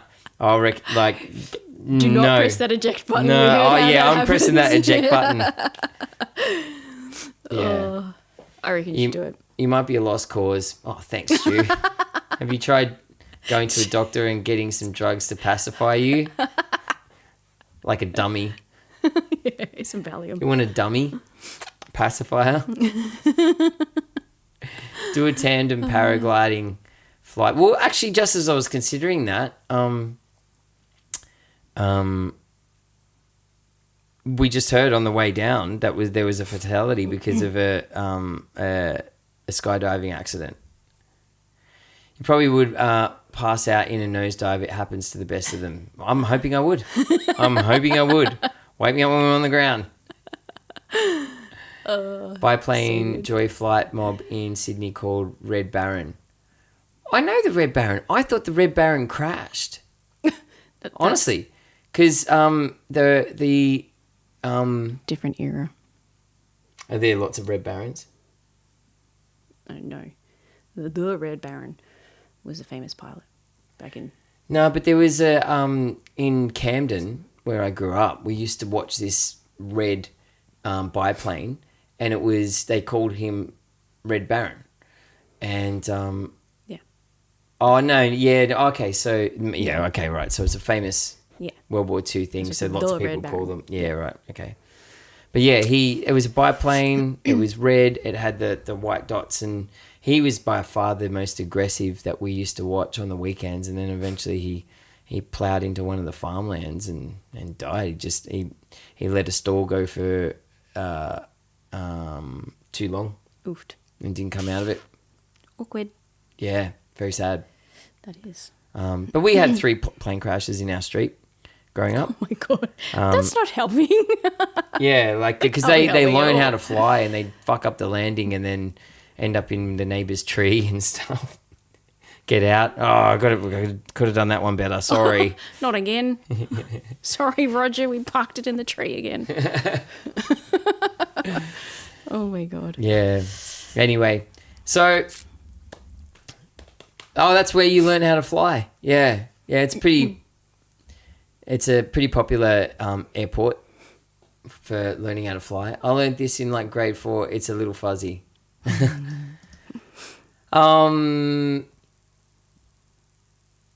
Lex, isn't it? What's that? That's Lex, isn't it? Not quite sure. Not sure. Anyway, moral of the story, if you've got any fears, face them. I don't know how I'm going to, I suppose, I would. Actually, hang on. Here's one thing I want to add. When you face your fear, you come out the other side. It's really important to celebrate that victory, which is one thing that we're doing here, because when you celebrate that victory, it sits in the memory bank as something that you did. You did it, and that affects how positive you feel moving forward when you've got to face another challenge. I wasn't feeling victorious, and I wondered why. This is to start with. And it's because I'd set an unrealistic goal. So the goal was, I want to be able to get on this plane, enjoy it, and not really feel fear, like, and go, oh, cool, that was easier than what I thought. And I fucking felt fear. Yeah, that was not smart. And so this is not about that. This is about capacity. This is about the fact that you felt fear and you did it anyway, and you acted on it. So, and it's the fact that you just did it, and that's to me the real victory, is that we did it. We did it. Didn't die. Didn't die. Winning. Who that calling you? That's a weird one. Spam. Spam. It's got to be. Sus. So I have a fear of rectangles. That's not weird, right? Not at all. I don't think so. Whatever works. Yeah, or doesn't. Or doesn't. Whatever doesn't work. Whatever doesn't work. works. It's cool. There's no judgment here. So you're having fish and chips in the side of the laundry. Nice. Oh god, now I'm craving fish and chips. So we did it, and that's the real victory. Is that even if you don't like something, even if you're afraid, that you do it, because fear becomes an issue when you start to let it affect your life, and it controls you and controls you affects your decisions. So felt real privileged to have that opportunity with the Pilates team, and I think we all got a lot out of it. Definitely. A lot. Amazing people. Right, it's time to end the stream, Huzzah. and let's get some food, and I will see you guys. No, okay, I'm not going to see you on Friday night, or will I be back on the Tuesday? I think you are. Okay, possibly back on the Tuesday night. I'm going away on a holiday, taking the kids. Nice for some. Yeah. Just saying. What's that? Nothing. You're not going away on a holiday? No. Rude. Where's my holiday? You can come with us. Want to come? Come on. Make some arrangements. We'll see. Okay. see. Um, Maybe. Getting my, I might be Smack. getting, What's Nathan's girlfriend look might like? be getting my nails done that day or something. Shh, Stu. Good. Her name's Peggy. That's it. Is that because she begs you? No. Ew. Okay. So I'm gonna go away on a holiday. So I'll be back sort of mid next week, and it's a very much needed holiday. I'll keep the fort running. Yeah. Someone's She has a gotta- wooden leg. Peg leg. Yeah. Cool. Yeah. Thank you, Ra. Appreciate it. All right. Have a good one, guys. And yeah, as I've mentioned before, if you want to offer any other support besides your awesome vibes, go and check out my Patreon. You can support via Patreon. There are 2 tiers available. There's going to be some more available soon as we get organised and get them up and running. And Maybe that's what I'll do while you're on holidays. yeah, do some work for once. Oh, Bloody hell! Why are we paying you all these subs for? you're not. All right. Tons of love, guys. Have an awesome one.